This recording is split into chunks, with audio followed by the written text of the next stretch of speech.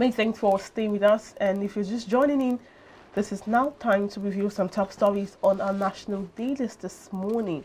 First, I have News Direct. The banner headline here says, Bad Roads. FEC approves NNPC 612.2 billion naira request for 21 roads. With the writer saying NNPC and FEC show proactiveness and foresight from Corridor. More details on page 3 of News Direct. Fireman flags off IPP projects to address shortage of power supply. Nigeria is going through turbulent times economically for an NPC member. NCC telecom regulators set to combat e-fraud, standardized regional roaming tariff. Ogojo Iweala orders CIBD Fellowship Award. And now to the earpiece. Orlams Ogun opens portal for land acquisition. Grant amnesty to encroachers. Finally, on News Direct, Senate approves 1,000 naira daily allowance for prisoners. More details on page 23 of the News Direct. And going now to the business day for today, we have the major story here saying Hassan Odukale built first bank majority stake in less than a year. And after that, we also have FX scarcity puts importers on edge ahead yield tide. And away from that, eNaira app bars 40 million unbanked Nigerians. These stories are on the business day for today.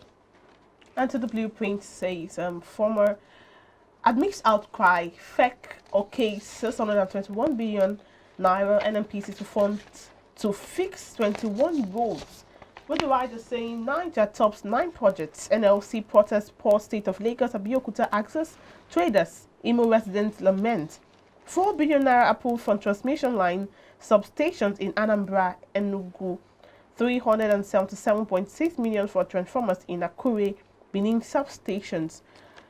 Moving further down to the bottom stream, it says, anxiety at survey reveals 200% rate hike in December.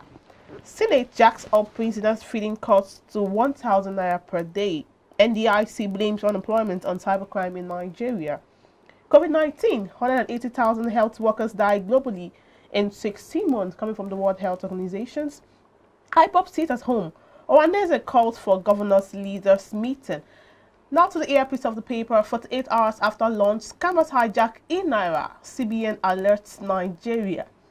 Nigeria to invest $3 billion on refineries to meet 17.3 metric tons supply. That's on page 22. And finally, on the blueprint, former Agric Minister Abba Ruma dies in London. That's on page 5 of blueprint. Now moving to the Daily Independent, we have the first story here saying NNPC gets approval to fix 21 federal roads at 621.2 billion naira. And we have a rider there, FEC okays 4 billion naira for transmission line substations in Anambra, Enugu. Another story on Daily Independent says Anambra Guba poll, Ohaneze urges IPOP to cancel 7-day sit-at-home order. We also have another story here that reads, Senate rejects Buhari's $700 million loan request, summons minister. And apart from that, stop using security operatives to intimidate judges. Wike tells federal government, strike, sharing formula of 22.1 billion naira earned allowances brewing crisis in varsities. That's also on the Daily Independent. On page 5, you'll find that there. Also on page 5, you'll find Afe Babalola multi-system performs first kidney transplants. That's on page 5 of Daily Independent. Another story here reads, last-minute efforts to dissuade secondaries fails as appeal court rules today. This particular story was also taken from the other papers this morning. Federal government puts Jezani's property for sale. We have smugglers attack customs officers, kill one, another missing. And we also have MultiChoice Africa rejects TAT ruling on $342 million VAT bill. Why petrol?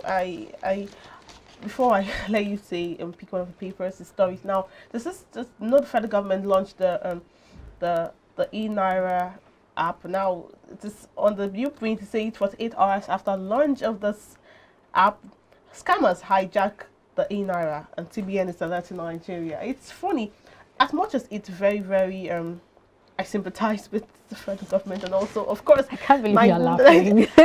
you know. Okay, well, it's funny, but it's still It's serious and the too right, funny. I think for me, I'll say it's ridiculous. It's 48 hours later. So it's that they did not put adequate. Nigerians, we are very, very, well, I use the word gifted in things like this. So 48 hours later, so that means we say that the security guarding that particular app was not it's not strong enough, because it's just 48 hours, barely how many days, and they had already hacked it. So I think it's something we really need to take very seriously as a nation when it comes to things like this. That's talking about IT, ICT, and all of that. We really need to take it very serious. We need to ensure that we have the right people advising government, and we also have the right people in these departments, ministries, and agencies, so that they can, apart from advise government, they can also help in forestalling these things. Because I want to believe that, of course, we have back-end engineers who are supposed to work on all of these things, and people are supposed to put security in check, security in place to ensure that this does not happen. I mean, we all use mobile banking. We all use a lot of applications to do. We do a lot of payments. We have a lot of platforms that run on digital, that run on mobile.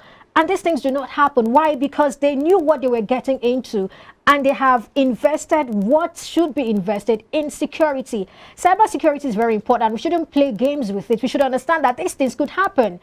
And I would not, coming to say that Nigeria is one of the first African countries, or one of the few to have this, and now you are having few days later, after the amazing news. Of course, yesterday with Michael, we were talking about how excited we are to have this news. Of course, it's a welcome development, something to be proud of. And now you're coming back to a negative news days later.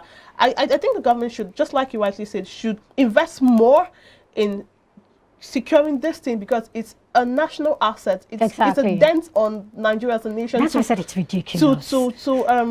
Of course, I applaud them for even thinking of this innovative idea, but thinking is not enough. When you think, you have to put measures in place to make sure that that thing you're trying to conceive is not being messed with, because this is just a perfect example of, after months or maybe years of trying to achieve something, and you achieved it, and now it's being hacked. You know what? I'm even happy this is happening now. I mean, people's monies and a lot of things have not gone into it yet. So if it's just at this stage, I mean, it's a good one. It's happening right now. So we can do all that is needed, all that is required to secure that platform. But then it shouldn't even happen in the first place. Oh, yes.